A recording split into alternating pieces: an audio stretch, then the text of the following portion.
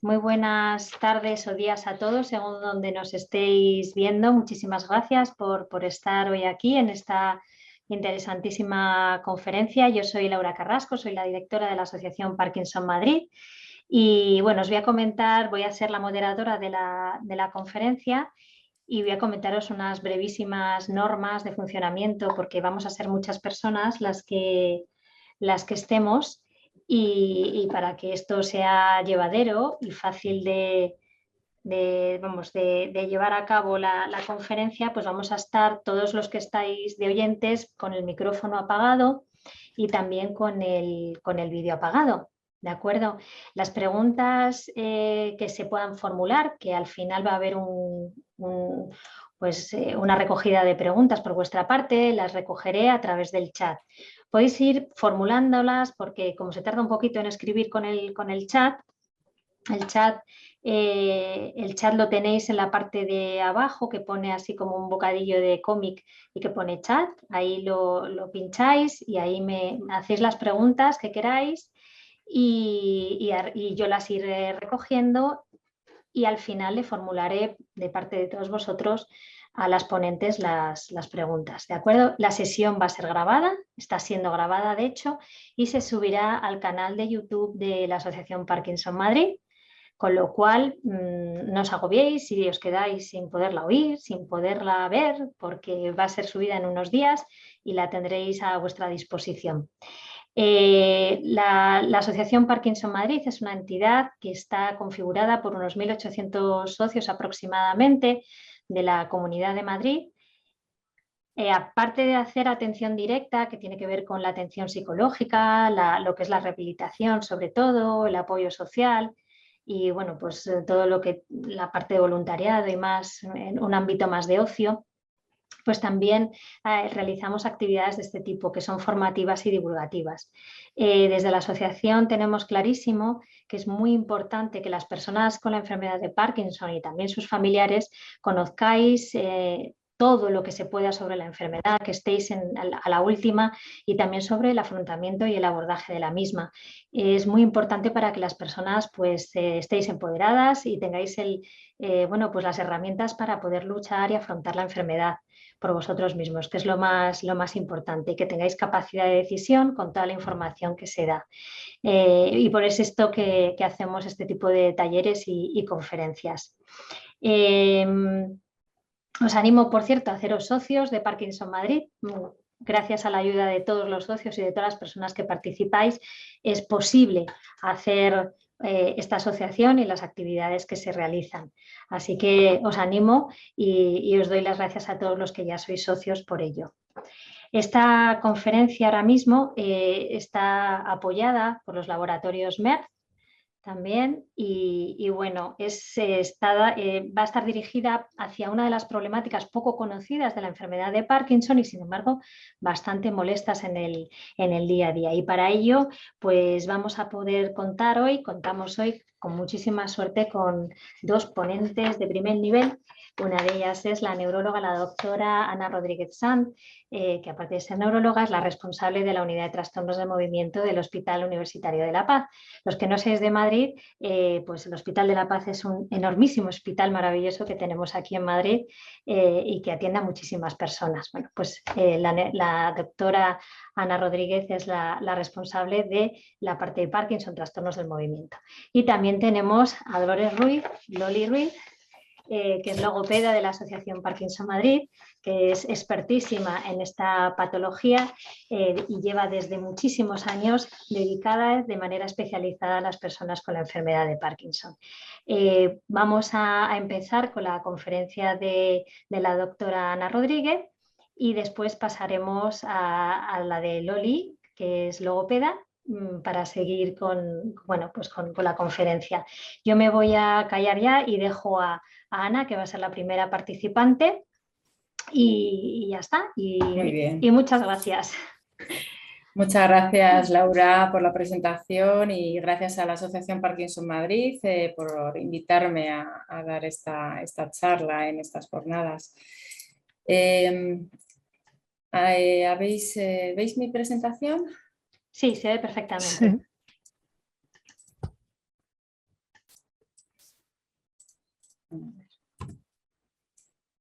Muy bien.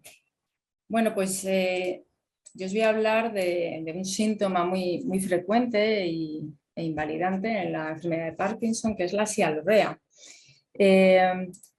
Pero antes de ello, vamos a introducir de forma breve unas palabras a la enfermedad de Parkinson. Como todos saben, la enfermedad de Parkinson es la segunda enfermedad neurodegenerativa más frecuente. Tiene una incidencia anual en los países occidentales de 14 casos por 100.000 habitantes. La incidencia es baja en menores de 50 años, pero con la edad hay un incremento rápido. A partir de los 65 años, la incidencia sube a 160 casos por 100.000 habitantes. La edad media de presentación ronda entre los 65 años y un 5% de los casos empieza antes de los 40 años. Recordando los aspectos de la fisiopatología para luego entender el síntoma de la sialorrea, lo que sabemos de la enfermedad de Parkinson es que hay una pérdida de las neuronas dopaminérgicas en una región del cerebro, una región profunda que llamamos sustancia negra, que lo que produce esta alteración de estas neuronas es una reducción del neurotransmisor de la dopamina a nivel del estriado, de esa zona profunda del cerebro. Esto sabemos que estas neuronas están alteradas porque en el microscopio óptico pues, se han visto unas inclusiones, como pueden ver aquí, eosinofílicas que llamamos, son inclusiones que llamamos cuerpos de Levy, que están formados por agregados de la proteína de alfa-sinucleína, que la proteína alfa-sinucleína la tenemos de forma fisiológica a todas las personas, pero en las pacientes con enfermedad de Parkinson esta proteína tiene una configuración anómala, se acumula y se hace insoluble. Por tanto, altera el funcionamiento correcto de la neurona y, por tanto, en este caso, pues reduce la liberación de la dopamina. Recordando y mencionando a Brack fue un neuropatólogo muy importante que contribuyó a hablar sobre los hallazgos anatomopatológicos de los enfermos de Parkinson. Analizó varios cerebros de pacientes en distintos estadios y pudo postular un modelo de propagación de la proteína alfa-sinucleína, iniciándose esta agregación en la zona del intestino, del plexo mientérico, y luego propagándose a través del nervio vago hacia estructuras del sistema nervioso central y también del sistema nervioso periférico.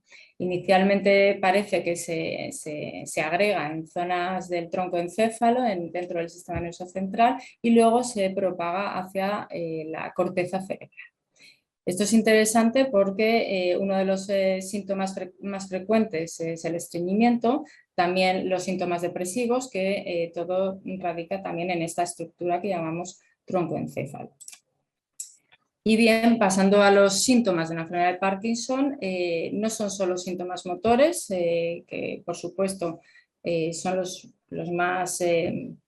los más visibles y los que diagnostican, hacen que diagnostiquemos la enfermedad, en forma de temblor, de rigidez, bradicinesia, lentitud a la hora de escribir, una postura en flexión, marcha lenta, bloqueos. Todos los síntomas motores se atribuyen al déficit dopaminérgico, pero también hay una serie de síntomas que denominamos no motores, que se atribuyen fundamentalmente a la disfunción de vías no dopaminérgicas. Aquí hay una variabilidad enorme entre trastornos del sueño, trastornos cognitivos del comportamiento, disfunción autonómica en forma de hipotensión ortostática, incontinencia urinaria, estreñimiento, sudoración, sialorrea, como ahora hablaremos, dolor, hiposmia. Por tanto, ya centrándonos en el tema de la charla, que es la sialorrea. En primer lugar, ¿qué es la sialorrea? Pues la sialorrea se define como un exceso de saliva en la boca que rebasa el margen de los labios y se debe a una hipersalivación o también a la pérdida de la capacidad de deglución automática, que es lo que llamamos una disfagia. Es un síntoma muy frecuente en diversas enfermedades neurológicas, no solo en la enfermedad de Parkinson, también lo vemos en parkinsonismo como la parálisis supranuclear progresiva, en la enfermedad lateral amiotrófica. Y este síntoma repercute de forma muy negativa en la calidad de vida del paciente. Sabemos que repercute a nivel social, produce alteraciones del habla, dificultades en la alimentación y también aumenta el riesgo de neumonía, de infecciones respiratorias por aspiración. Por lo tanto, es un síntoma que tenemos que tener en cuenta, detectarlo y tratarlo. Esta es una curva muy visible. En azul pueden ver la pérdida progresiva de las neuronas dopaminérgicas, en rojo los síntomas motores. Comienzan pues cuando se pierden más de un 60% de las neuronas dopaminérgicas, cuando empiezan a verse los síntomas motores, o sea, bastante tarde. Pero sí que es verdad que antes de que se manifiesten los síntomas motores, ya también hay una serie de síntomas no motores, que entre ellos está la hiposmia, la alteración del sueño, los síntomas depresivos, incluso la sialorrea con la disfagia, esa dificultad para tragar. Redondeo estos síntomas que pueden ver aquí por la disfagia, ¿no? Que la disfagia es la dificultad para tragar y que ocasiona sialorrea. Y como pueden ver, pues aparece ya desde fases iniciales de la enfermedad. No solo es un síntoma de fases avanzadas, sino ya desde su inicio hay posibilidades de tener este síntoma.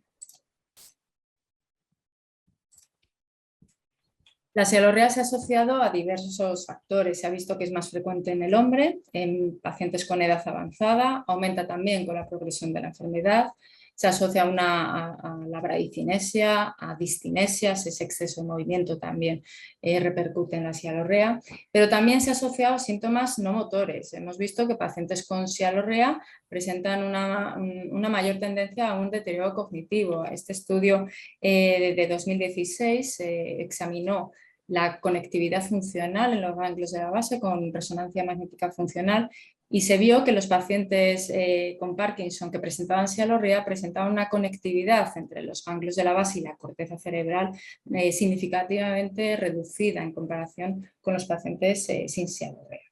También este síntoma se asocia a mayor posibilidad de síntomas disautonómicos, trastornos urinarios, estreñimiento, trastornos del sueño y también trastornos del lenguaje.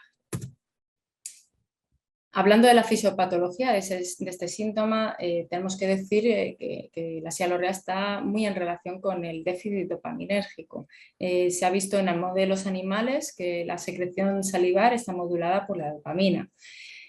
También en pacientes que llamamos en off medicación, es decir, que no están con la medicación dopaminérgica, presentan una mayor sialorrea, pero también asocian una mayor sintomatología motora, ¿no? Una mayor bradicinesia, una mayor lentitud.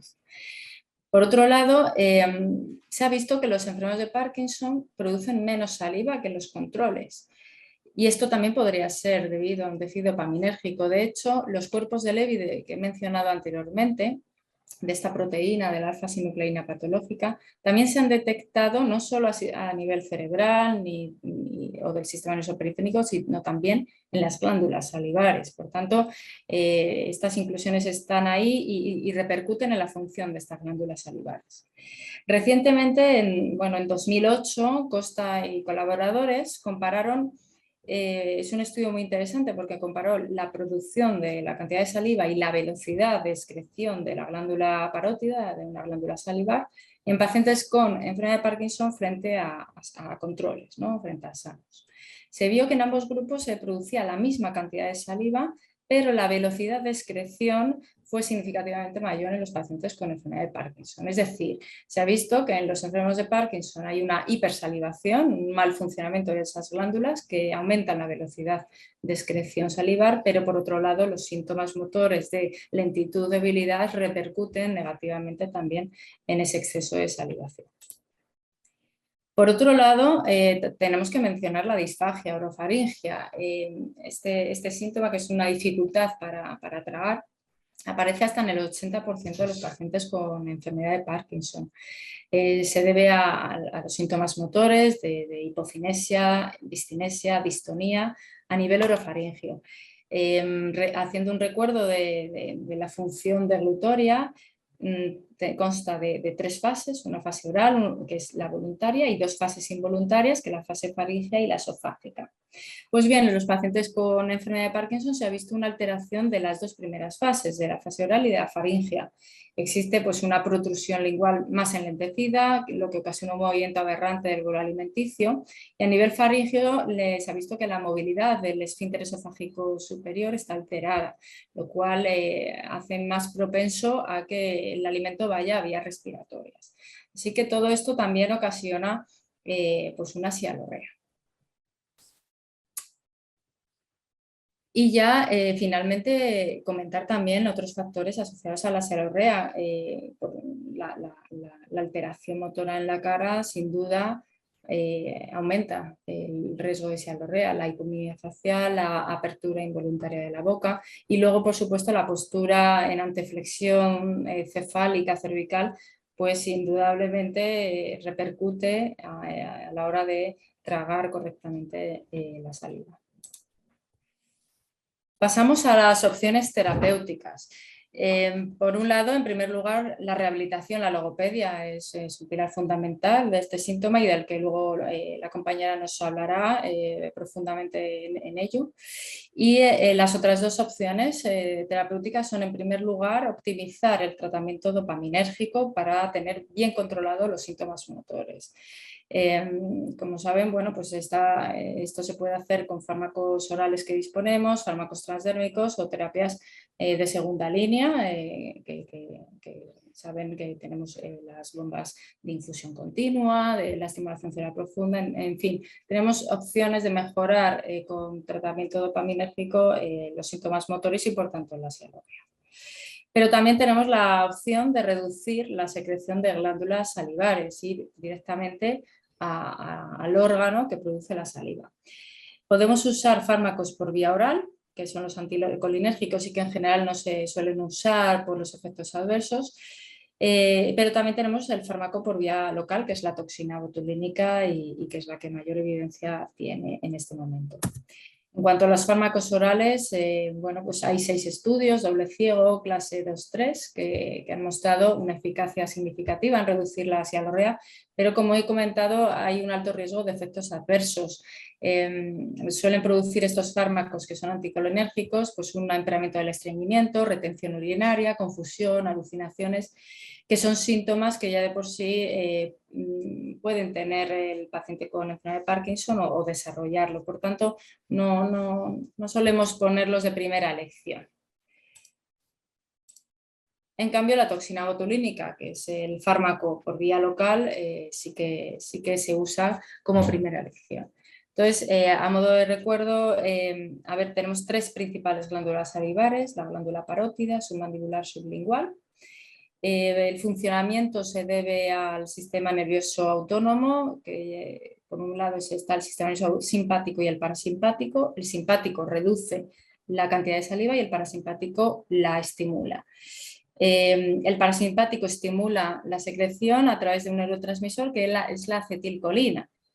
Y digo esto porque la toxina botulínica bloquea los receptores de acetilcolina a este nivel, reduciendo por tanto la secreción salivar.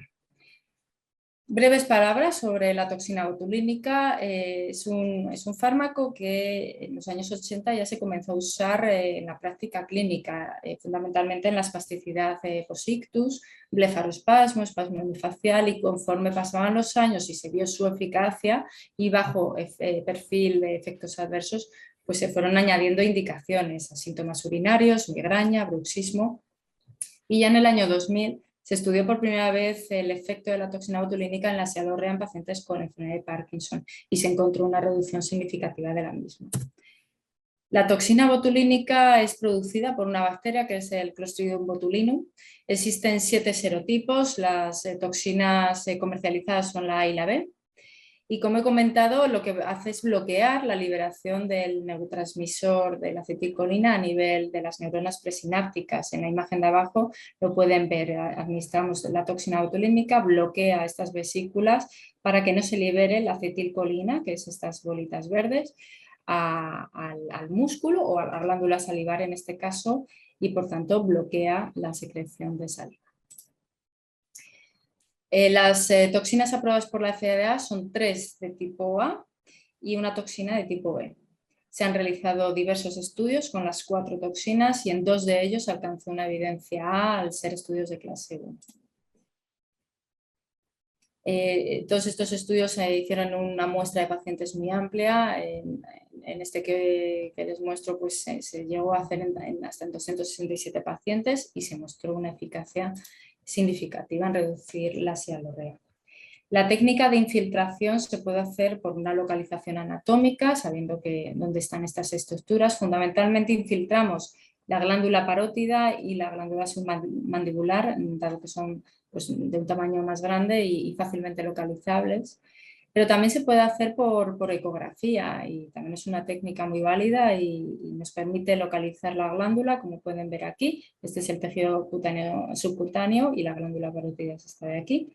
Y aquí, bueno, pues está la aguja que se intuye en esto negro, cómo está infiltrando la toxina botulínica en la glándula parótida.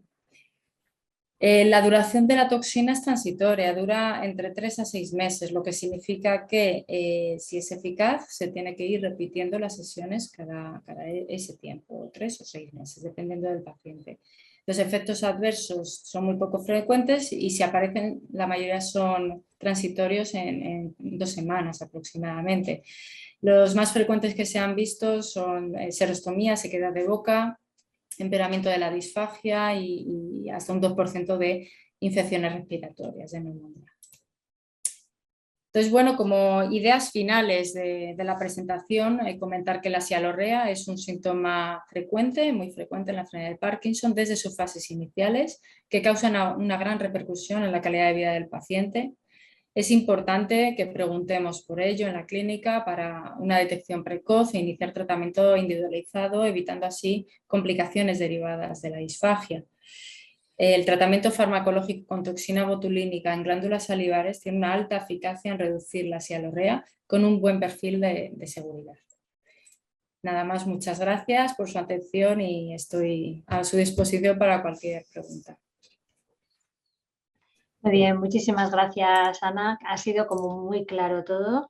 De todas maneras, a las personas que estéis interesadas a través del chat, os repito, podéis ir formulando preguntas. El momento de las preguntas será al final, cuando termine la compañera logopeda, Loli Ruiz.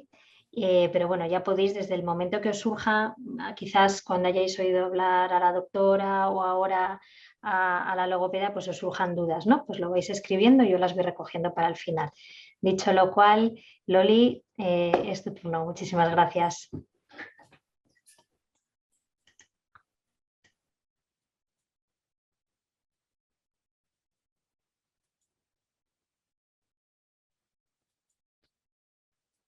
¿Se ve bien la presentación?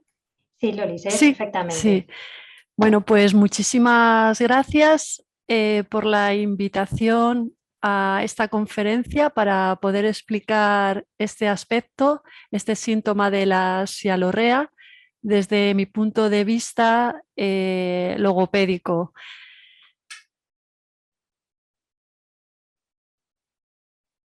Os voy a hablar de las pautas de manejo de la sialorrea en la enfermedad de Parkinson.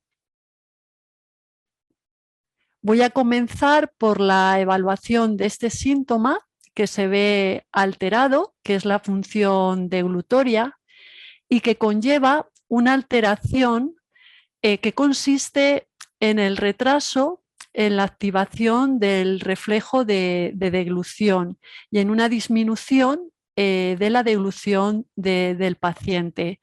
Normalmente el paciente lo que manifiesta es un escape de la propia salivación, pierde ese contenido oral de la cavidad oral de su propia boca y lo puede hacer con o sin derrame de la propia saliva. A veces se pueden observar algunas manifestaciones como puede ser deshidratación, aspiración de la propia saliva, tos y o ahogo con la propia salivación. La sialorrea, como bien explicaba la doctora Ana, es la excesiva cantidad de saliva acumulada en la cavidad oral del paciente, que aunque cursa desde fases iniciales, normalmente se presenta sobre todo en pacientes que están en fases más avanzadas. Este derrame de la saliva está asociado a problemas de deglución en un 46,5% de nuestros pacientes, que se quejó de tener drooling, es decir, este derrame de la propia saliva, de los cuales el 18,8% pensaba, ¿verdad? O piensa que su saliva es socialmente incapacitante. Cuando se produce la aspiración, es cuando entra saliva, entra este flujo salival en la vía respiratoria, en la vía aérea, una falsa vía. Normalmente conlleva que el paciente se pueda atragantar con la propia saliva y que produzca el reflejo de la tos. Y muy frecuentemente se puede asociar o se va a asociar con esta infección respiratoria producida por la expiración de saliva, que se conoce como neumonía. La detección de indicadores de que el paciente presenta sialorrea son algunos de los que os voy a mencionar a continuación. Cuando vemos que el paciente, su posición de la cabeza está inclinada hacia adelante. Cuando la prótesis dental no se encuentra en buen estado. La falta de cierre de los labios. Dificultad para tragar, lo que conocemos como disfagia. Cuando el paciente está hablando y mientras habla está expulsando saliva. Cuando percibimos que su voz está húmeda, gorgoteante. La sensación subjetiva de que hay, ¿verdad?, exceso de producción de saliva en la boca, ¿vale?, por parte del paciente. Cuando vemos que viene a la terapia con un pañuelo y que lo está usando continuamente para limpiar esa pérdida de contenido oral. Y lo que muchas veces nos traslada, que es un sentimiento de incomodidad, de cierta vergüenza, pudor, retraimiento y evitación de algunas situaciones, como puede ser ir a comer a un restaurante con la familia, algunos eventos sociales. La incidencia de la sialorrea podemos ver en algún estudio como de Edwards y colaboradores, donde han evaluado mediante un cuestionario específico para detectar síntomas de disfunción gastrointestinal a 98 pacientes con enfermedad de Parkinson versus a las mujeres de estos pacientes que fueron el grupo control, que algunas alteraciones digestivas, entre ellas la disfagia, esa dificultad para tragar, en los pacientes con enfermedad de Parkinson se produjo en un 52,1% versus el grupo control, donde solamente se manifestó en un 6%. Y esta salivación anormal se reflejó en nuestros pacientes con Parkinson en un 70,2% versus el grupo control, donde se reflejó igualmente en un 6%. En la Asociación de Parkinson, hace unos años, por el 2003, se pasó un cuestionario logopédico donde se analizaba los síntomas relacionados con la alteración de la función deglutoria, entre ellos la sialorrea, y se pasó a 146 pacientes que asistían a las terapias aquí en la Asociación de Parkinson. Y nos preguntábamos este ítem: ¿la salivación anormal es un síntoma frecuente en la enfermedad de Parkinson? Al analizar estos cuestionarios, y en concreto este aspecto de salivación anormal, vimos que no había alteración en un 31% de nuestros pacientes. Sin embargo, se manifestó la sialorrea, el exceso de producción salival, en un 34% de nuestros pacientes, y esta misma sialorrea con pérdida de la misma, es decir, produciéndose babeo, en un 35%. Es decir, que en un 69% de nuestra población de pacientes de la Asociación de Parkinson salió relevante este síntoma de sialorrea y frecuente.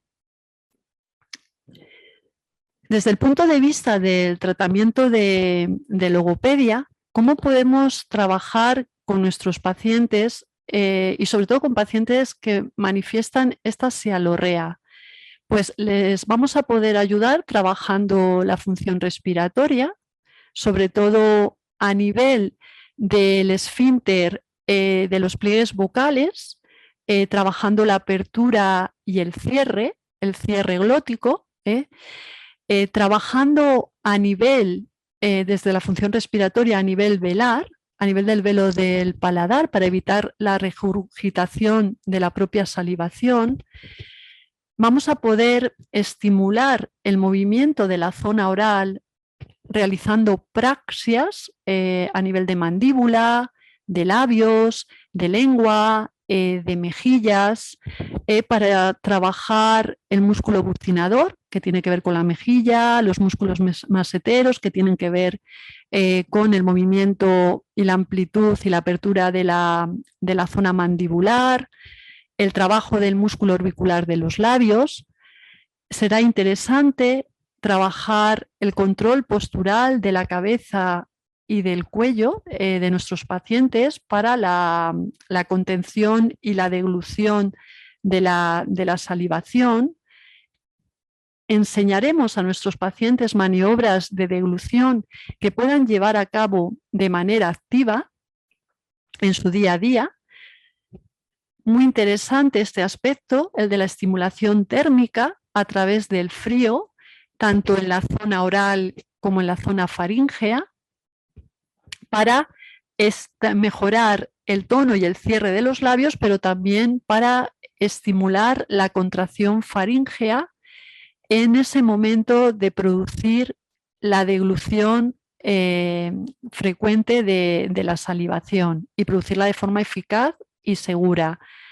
La activación del reflejo de deglución, mejorar el cierre glótico, estimular como mecanismo de defensa el reflejo de la tos, intentando que sea productivo ante la aspiración, el riesgo de aspiración de la propia saliva.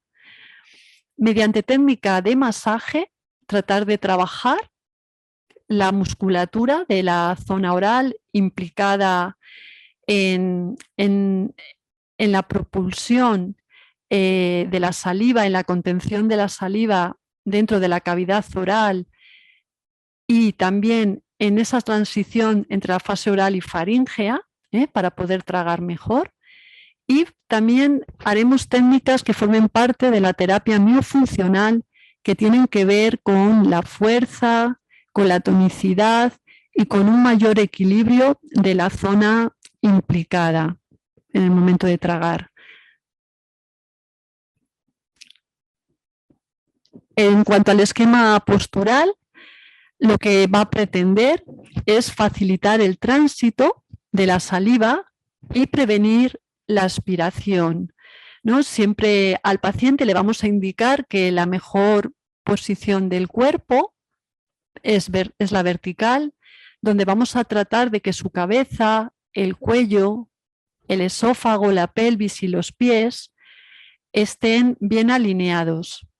Siempre le vamos a recomendar que lleve la cabeza en posición inclinada hacia abajo para proteger la vía respiratoria durante la deglución de la saliva.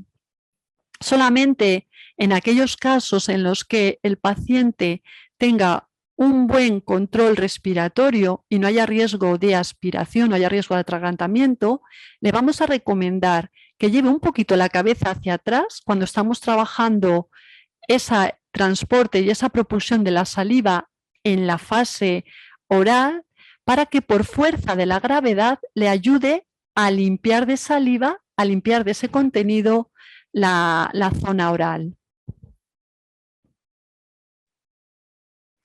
En cuanto a las técnicas de incremento sensorial que nos van a servir para mejorar esa sensibilidad de la boca, vamos a tener las praxias, que ya os las adelantaba antes, donde nos vamos a centrar en mejorar el cierre de los labios para que no haya ese escape de la saliva o esa pérdida de la misma.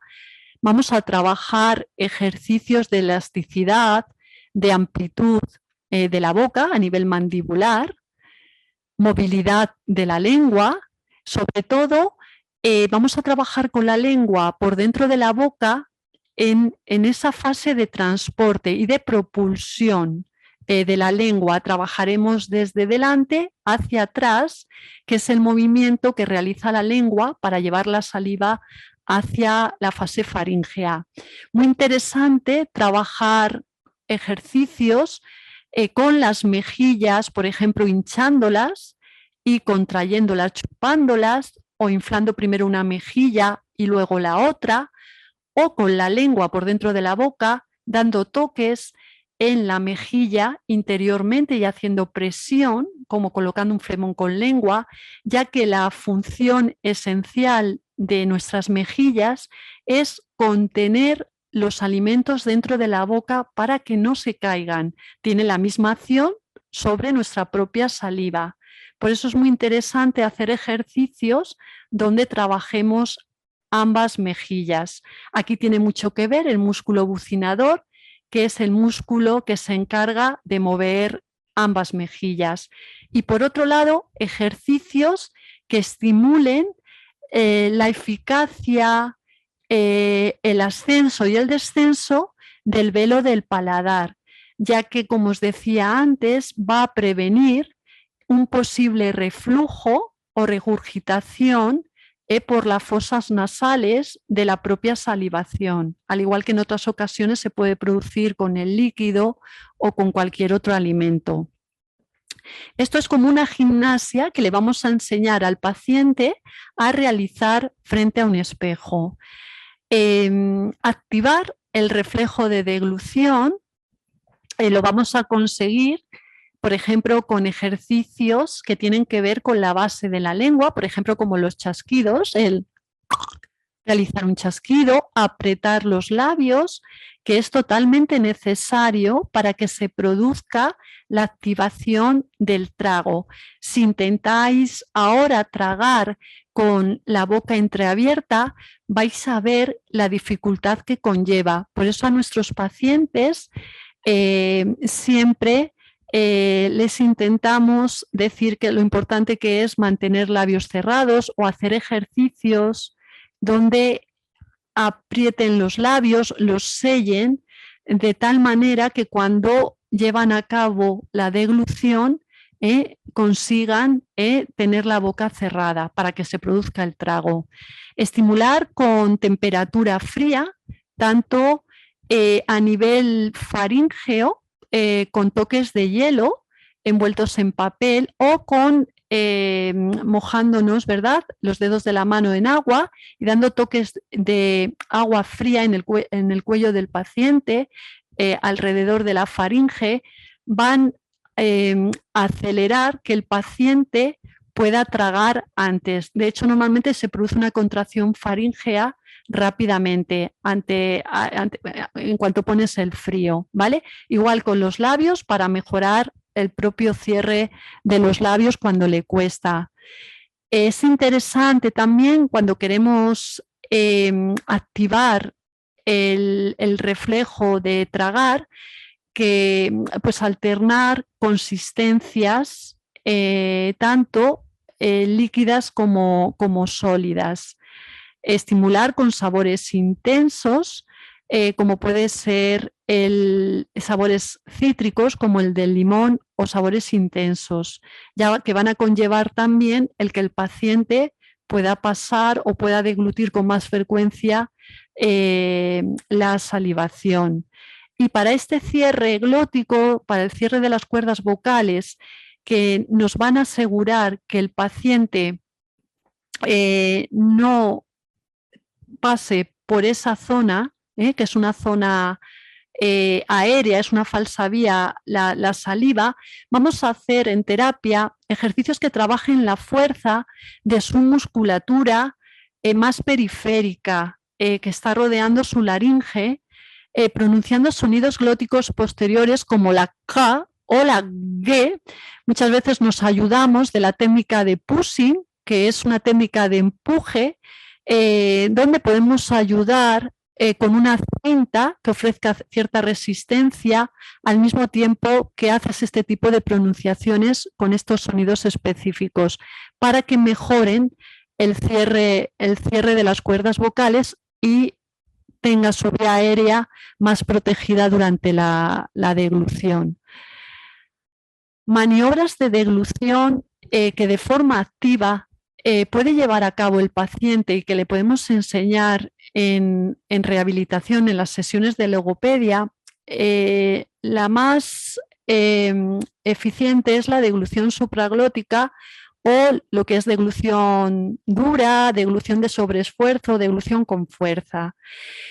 Aquí lo que le vamos a pedir al paciente es que de forma consciente trague haciendo fuerza, para que note cómo la base de la lengua toma contacto con su faringe en el momento de tragar. Esta maniobra va a favorecer la propulsión de la salivación. Hay otra técnica que es muy interesante, que es la maniobra que se conoce como doble deglución, donde igualmente le pedimos al paciente que de forma consciente trague la saliva y que después vuelva a realizar una segunda deglución. Esta vez le decimos que es una deglución seca, sin saliva. Esta técnica es muy interesante porque minimiza los restos de salivación que puedan quedar después de haber deglutido la primera vez. Muchas veces nuestros pacientes tienen una deglución fraccionada, es decir, que con un solo trago no es suficiente y necesitan volver a tragar. De esta manera conseguimos que la deglución sea eficaz y además también sea segura. Y para pacientes que se ve más comprometida la elevación laríngea, que es necesaria siempre que tragamos, la laringe se desplaza hacia adelante y se eleva, pues aquí lo que hacemos es enseñarle tanto al paciente como al cuidador o familiar del paciente cómo de manera manual puede elevar la laringe del paciente en el momento que va a tragar la saliva. Sobre todo es útil cuando hay aspiración, hay riesgo de aspiración, ¿vale? Como os decía, en estos pacientes que tienen compromiso en su elevación laríngea. En cuanto a la terapia miofuncional, tenemos la función respiratoria, que va a trabajar ese equilibrio muscular. Tenemos las praxias, que os las he mencionado antes, que son estos movimientos a nivel de los órganos masticatorios, que tienen que ver con ese transporte y con esa contención a nivel de la fase oral, y las técnicas de masaje, sobre todo en las zonas implicadas, como pueden ser las mejillas, el músculo masetero, que tiene que ver con la mandíbula, la zona labial, mentón, zona submandibular. Y también a nivel laríngeo, para facilitar el desplazamiento tanto lateral como a nivel de ascenso y descenso de la laringe, que se necesita en el momento de deglutir. Algunas pautas para poder manejar mejor este síntoma de la sialorrea suelen ser las que les comentamos a los pacientes como las que tengo a continuación, que es importante que mantenga un buen cierre labial, evitar en la medida que sea posible que su cabeza bascule hacia adelante, que trague de forma consciente y de forma controlada la saliva, que se acostumbre a dar tragos frecuentes, incluso que pueda tomar líquido para que pase mucho mejor la saliva. A veces le puede ayudar tomar algún chicle o algún caramelo, aunque paradójicamente va a producir más salivación. Pero sí que es verdad que al tener ese caramelo en la boca, le va a ayudar a tener un mayor control sobre las degluciones de saliva que tiene que realizar. El mecanismo de la tos, en caso de que haya un riesgo de aspiración de la saliva, que a veces les ocurre, se va a llevar a cabo desde la respiración y con boca abierta, produciendo una tos que así sea más efectiva. Y luego un aspecto sumamente importante es que mantenga una buena higiene oral a nivel bucodental, ya que no es lo mismo tragar la saliva limpia, con nuestra boca con cierta humedad, con cierta limpieza después de las comidas, a cuando esa salivación puede entrar con patógenos en la tráquea, en la vía respiratoria, y bajar al pulmón y puede crear, después de repetidas veces, de que se produzcan estas aspiraciones repetidas veces, una infección, lo que sería una neumonía. Por eso es muy importante que limpien la boca. Aquellos pacientes que tienen más dificultad se pueden limpiar incluso la lengua, la boca con gasitas húmedas, con cepillos que limpien también la lengua y sobre todo que se haga el cepillado de los dientes con frecuencia después de cada comida. Algunas consecuencias que tiene directamente sobre el paciente este síntoma de la sialorrea es el impacto negativo claramente sobre su calidad de vida. También afecta lógicamente en su entorno familiar y a nivel social. Aspectos como o signos que se pueden producir, como son la deshidratación, debido a esa dificultad que se produce en el momento de tragar, también va a tener que ver con una disminución también en la ingesta de líquidos. Ese sentimiento de aislamiento o de pudor que muchas veces nos trasladan los pacientes en terapia y sobre todo esa insuficiente protección de la vía respiratoria que puede conllevar pues consecuencias importantes por el riesgo de aspiración de la saliva. Algunas conclusiones tienen que ver con este impacto negativo en la calidad de vida de las personas con Parkinson, donde pues bueno, casi el 75%, ¿verdad?, dice presentar esta acumulación excesiva de saliva, la cual se da más por una alteración de la propia deglución que por la hipersecreción de la misma. Es así como el flujo salival, ¿verdad?, depende de un equilibrio entre esta producción de la misma saliva, pero también de la capacidad que tiene el paciente a la hora de tragar. Y luego hay que tener en cuenta algunos otros factores como las patologías que pueden cursar junto con la enfermedad del Parkinson, el momento del día en el que el paciente consumió los alimentos, incluso el tipo o textura que pueden tener los alimentos que come el paciente, la ingesta de agua diaria, es decir, que toma el paciente, que tiene que ver con esos niveles de hidratación. Y por último, la última conclusión, pues bueno, tanto los pacientes como los cuidadores son los primeros, ¿verdad?, que se dan cuenta de este síntoma por las molestias, ¿vale?, que conlleva pues a nivel social y emocional. Bueno, muchas gracias.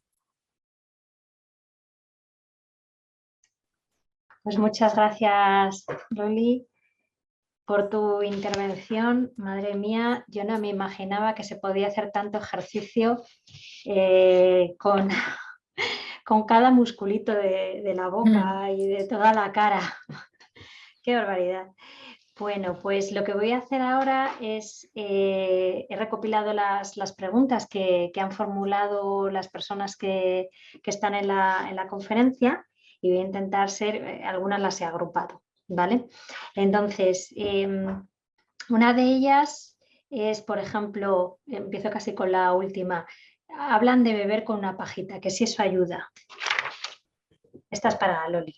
Sí, pues le puede ayudar a algunos pacientes, habrá que valorar si hay riesgo de aspiración o si no lo hay. El paciente que no tiene ese riesgo de aspiración, ni de la saliva ni de cualquier otro líquido, puede tomar con pajita el líquido, pero tiene que ser sorbitos a sorbitos, es decir, volúmenes pequeños, que es como va a mejorar la coordinación. Ahora, el paciente que tenga riesgo de aspiración debe de evitar la pajita. Es más recomendable que tome el líquido en un vaso o en una taza, que muchas veces ya vienen adaptadas con una boquilla, que le va a ir dosificando el volumen del líquido que tiene que tomar. Y sobre todo, va a ser muy interesante en el momento de comenzar a tragar esa inclinación de la cabeza hacia abajo para asegurarnos de proteger la vía respiratoria durante la deglución, ya que cuando bajamos la cabeza, las cuerdas vocales se cierran, que están situadas encima de nuestra tráquea, y además favorecemos la transición, la propulsión, en este caso sería del líquido. Ok, o sea que no podemos a lo loco ponernos con la pajita, sino que hay que ir, de hecho puede ser contraproducente para aquellas personas que tengan problemas de disfagia. Para esas personas mejor no usar la pajita. Eso es. Muy bien, muchas gracias. Me pedían, bueno, una de las personas hablaba que habían tenido ya efectos secundarios, de los pocos que tienen efectos secundarios con la toxina de inflamación de la cara, y junto con otra pregunta para un poco qué resumen de tratamientos puede darse, aparte de la rehabilitación logopédica, que está clarísima como alternativa también o como complementario. Sí, bueno, a ver, la logopedia es el pilar, o sea, es rehabilitación como es cualquier ejercicio que aconsejamos a todos los pacientes con Parkinson, o sea, esa es la base. Y luego, a nivel farmacológico, siempre solemos indicar como primera lección la toxina botulínica, por eso, por el efecto local, vamos a la glándula salivar y evitamos efectos adversos. Si luego hay pacientes que o tienen alergia a la toxina, que es poco frecuente, pero existe, o que tiene un efecto adverso importante, pues que obviamente ya pasaríamos al siguiente escalón de fármacos, que son los fármacos orales, los de función anticolinérgica. Concretamente, bueno, pues usamos el piperideno, la amitriptilina, que es un antidepresivo con función anticolinérgica, pero hay que usarlos siempre con mucha precaución, dosis muy bajitas y detectando los efectos adversos que insisto, son muy frecuentes. Vale, o sea que lo primero rehabilitación, es decir, darle ahí fuerte a esos músculos, sí, hacer esa gimnasia y bueno, luego con la toxina. La toxina es fenomenal. Algunas personas dicen que por la noche precisamente es cuando más salivan. ¿Esto a qué será debido? Bueno, pues sí, No lo sabemos, eso para empezar, pero es verdad que nuestros pacientes también suelen al final del día encontrarse peor también a nivel motor. Los síntomas motores empeoran al final del día. Bueno, hay muchas hipótesis, ¿no? Ya la propia actividad del día a día agota ya el músculo y luego la dopamina también se secreta de forma circadiana a nivel del sistema nervioso y por la tarde pues se reduce la propia liberación. Entonces sí que es verdad que al final del día empeoran los síntomas motores, entonces tiene ese sentido que empeore también la seborrea. Entonces en estos pacientes pues también hay que preguntar por el control motor, ¿no? En las horas finales del día, ¿no? Por si se correlaciona con eso. Pero sí que lo vemos. Me pregunta otra persona que si existe una cantidad concreta para que se decida comenzar un tratamiento, es decir, una cantidad concreta de saliva para empezar ya con el tratamiento. No, para nada. Se decide cuando esa cantidad de salivación repercute en la calidad de vida, y la calidad de vida puede ser en el ámbito social, que le impide comunicarse en una reunión con un grupo de amigos por esa salivación, o por supuesto ya tiene una dificultad ya para tragar el exceso de saliva, desde luego, pero ya el mero hecho en el ámbito social que le repercuta también es para indicar tratamiento no farmacológico y farmacológico, sin duda, porque eso a la larga crea también más complicaciones. O sea, no hay una cantidad de saliva. En cuanto haya una repercusión negativa, hay que tratar. Fenómeno. Una persona dice que la seborrea, concretamente en su madre, o creen que es la seborrea lo que está provocando que se le pelen los labios y la boca por dentro, y que sea el dolor el que más le está impidiendo comer, alimentarse, ¿no? Bueno, es la hipótesis de ellos, ¿no? Que pueda ser la seborrea el hecho con la piel, ¿no? Con el problema con la piel. No te he entendido, Laura, que se le peguen los labios. Se le pelan, o sea, es decir, la piel se les levanta interiormente, y también por los labios. Y esto le produce mucho dolor a la persona y le dificulta mucho la comida, porque claro, le molesta al roce con la piel.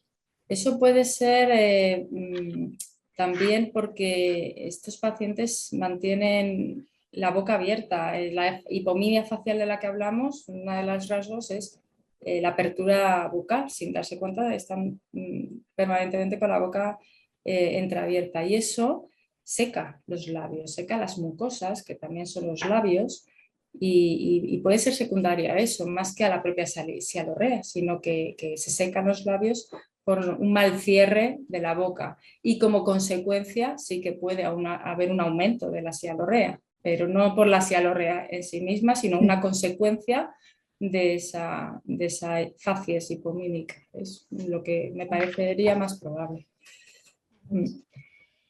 También comentan que bueno, el uso del limón, que es un ácido y que generaría supuestamente más salivación. Entonces esto que es como contraproducente, ¿no?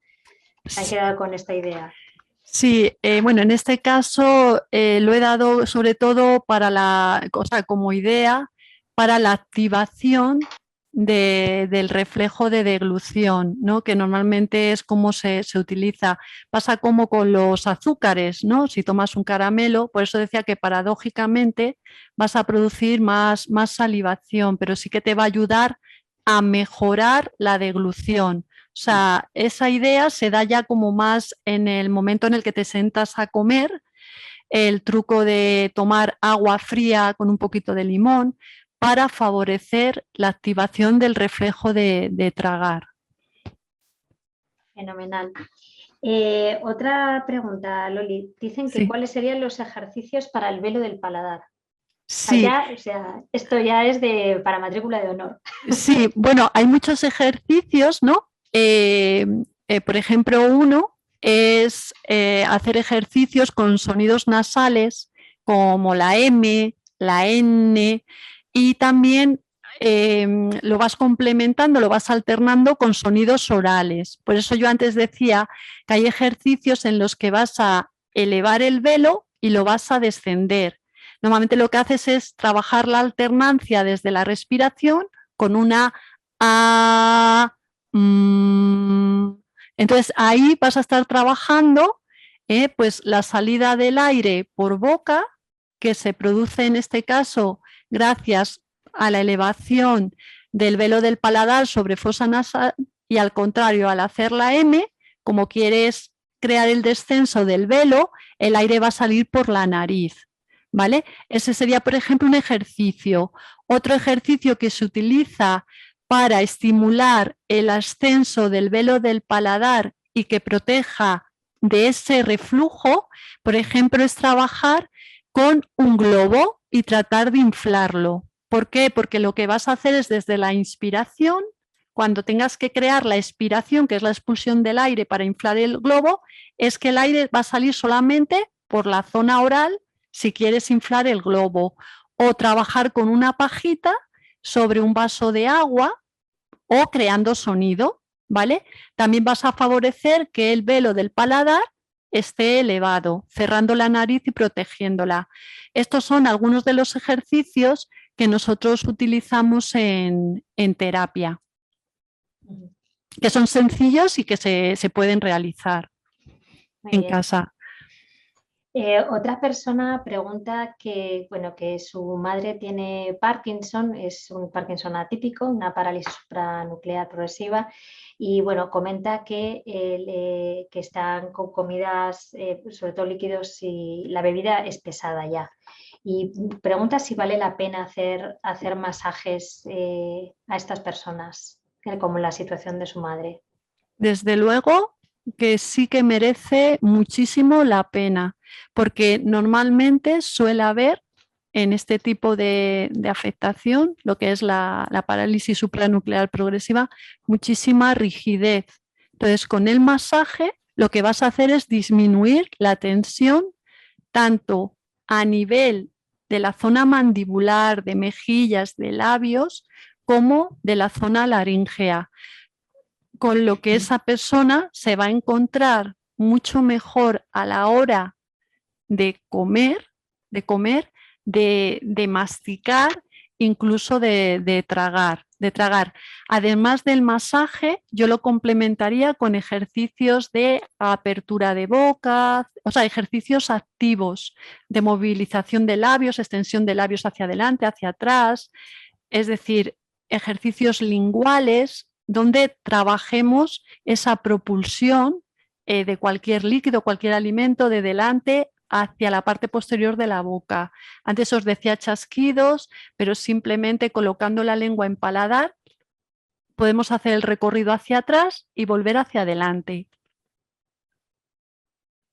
Cualquier ejercicio, también de forma activa, le va a ayudar a mejorar esa deglución. Es importante también lo que decía, mantener ese cierre labial en el momento que vamos a bajar la cabeza para tragar, porque nuestros pacientes muchas veces están, como decía la doctora Ana, con la boca entreabierta.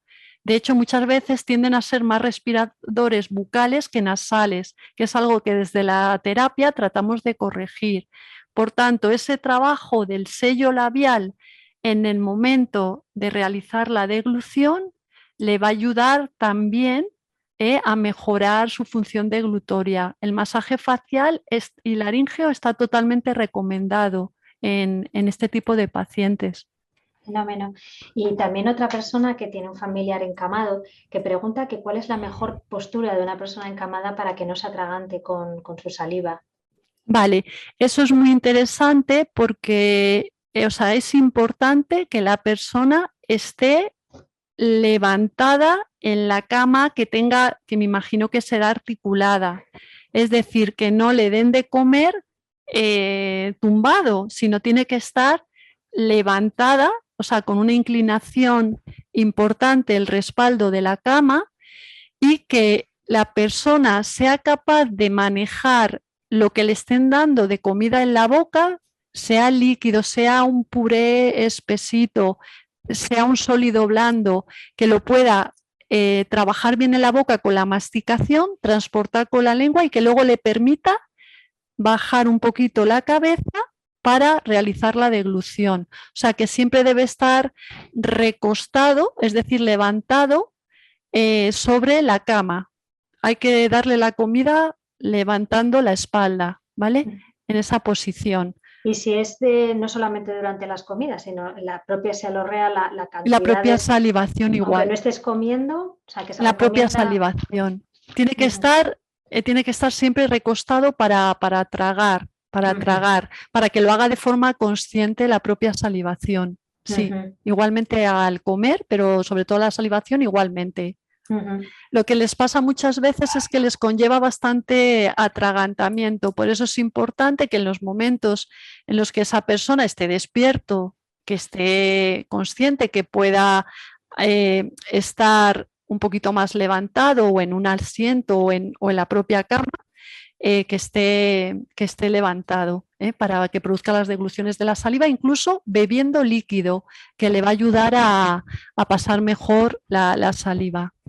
Y perdona, si en estos casos, simplemente puntualizar, si aún así se atraganta pese a todos estos manejos posturales, hay que plantear aquí el tratamiento farmacológico, que lo tengan en cuenta también para comentárselo al neurólogo, porque tenemos casos así que al final pues aguantan, asumen que bueno, pues que tienen riesgo de atragantamiento y lo asumen como tal y no es así. Tenemos esas opciones farmacológicas, que hay casos en los que no nos queda otra que ponerlo, ¿vale? Fenomenal. Ana, pregunta una persona que si la toxina también reduce la disfagia. No, para nada. De hecho, la puede empeorar.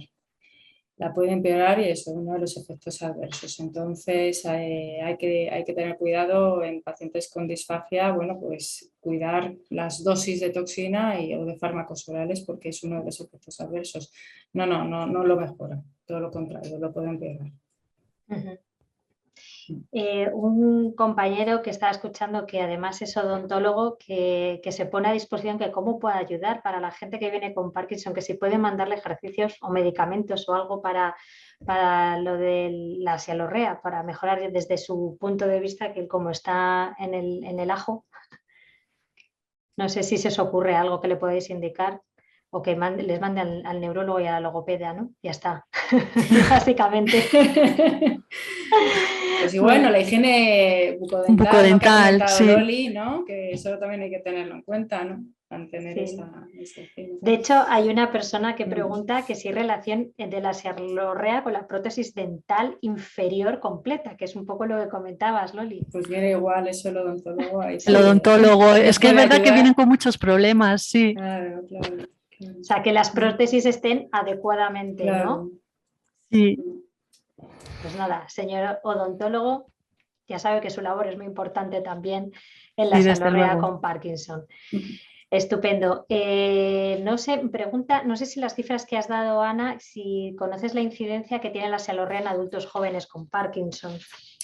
Pues la verdad es que hay pocos estudios de datos de incidencia en jóvenes. De hecho, no los he encontrado. Pero donde más hay es en Parkinson a partir de los 60 años, que es lo más frecuente. Es el 95% de los casos son a partir de los 65 años. Y además el porcentaje de datos que siempre dan es en fases ya moderadas, avanzadas. Entonces, porque realmente es la sialorrea invalidante, es verdad que es cuando la evolución está un poquito más avanzada. Entonces, no tenemos casos de incidencia en jóvenes, no, lo lamento.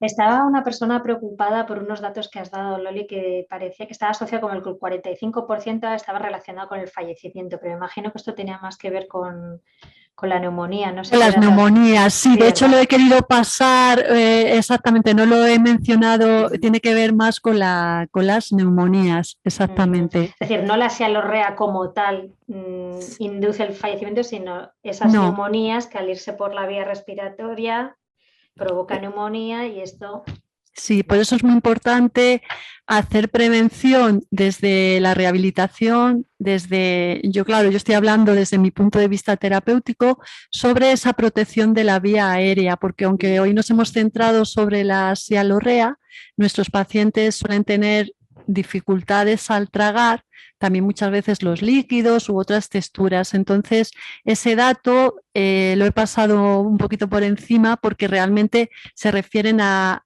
esa consecuencia como infecciones que se producen por ese riesgo de aspiración, pero normalmente alimentaria. Fenomenal. Una pregunta que no sé muy bien cómo enfocarla, Ana, porque dice, la persona habla de los antioxidantes en el cerebro como medicación antioxidante, que entiendo que la pregunta tendría relación con que si afecta o puede ayudar en algo a los síntomas de la sialorrea. Que hay muchas preguntas en términos generales que tienen que ver con los tratamientos que no son farmacológicos como tal, pero tienen mucho que ver con esto de herbolario o alimentación complementaria y todo esto, ¿no? Yo imagino que esto de los antioxidantes, que me suena que va por ahí, pueda estar relacionado, ¿no? Y hay mucha confusión con este asunto. Sí, a ver, demostrado con evidencia no tenemos nada, esa es la realidad. Entonces, como no tenemos, nosotros los médicos nos basamos en datos de evidencia científica y como tal no hay ensayos avalados que avalen pues, el uso de antioxidantes. Si se hablaba de los antioxidantes, bueno, pues porque se postula que el acúmulo de proteínas de la alfa-sinucleína dentro de la neurona que altera el funcionamiento, pues aumenta los radicales libres, que son los componentes oxidantes que también alteran la neurona, pues de ahí es donde viene bueno, pues toda esta teoría de si los antioxidantes ayudaría a mejorar el funcionamiento neuronal. Pero a día de hoy no hay nada demostrado, por tanto no podemos aconsejarlo. Ya la última pregunta, que ya estamos abusando de vuestra generosidad de ambas dos. Pregunta una persona que si los ejercicios que has propuesto, Loli, también valdrían para personas con ELA, que no sé si esto entra dentro de tu ámbito. Seguramente muchos de los ejercicios también se pueden trabajar con ELA, pero es verdad que siempre hay que estudiar de forma individual cada caso y sobre todo cada patología, ¿no? Es decir, los mismos ejercicios o el mismo estilo de tratamiento hay que adaptarlo a cada patología. Entonces, habría que ver cuáles son los síntomas que presenta esta persona con ELA y tanto el esquema postural como la función respiratoria, las praxias, que es la gimnasia que se realiza frente al espejo, las maniobras de deglución que se llevan de forma activa por parte del paciente, las técnicas de incremento sensorial que tienen que ver con la activación del reflejo deglutorio o la estimulación del cierre glótico, el masaje y la terapia miofuncional se van a poder realizar con este tipo de pacientes, pero hay que adaptarlos, ¿vale? Pero seguro, vamos, que se pueden trabajar, pero habría que irlo adaptando, sobre todo al grado de afectación que tenga la persona con ELA. Fenomenal. Pues muy bien, pues hasta aquí llegamos hoy. Muchísimas gracias a las dos. Recuerdo a todas las personas que vamos a subir esta conferencia al canal de YouTube de la asociación, con lo cual todas, porque alguno, por favor, ¿me puede repetir? Que la podéis ver las veces que queráis. En unos días estará subida para todos, abierta para todo el mundo. Así que nada, a ver si hay alguna pregunta más. Nada, ya nos dan las gracias a todos, os dan las gracias a las dos por vuestras ponencias, por vuestra generosidad, por vuestra experiencia y conocimiento, que es una maravilla y es un honor teneros hoy aquí con nosotros.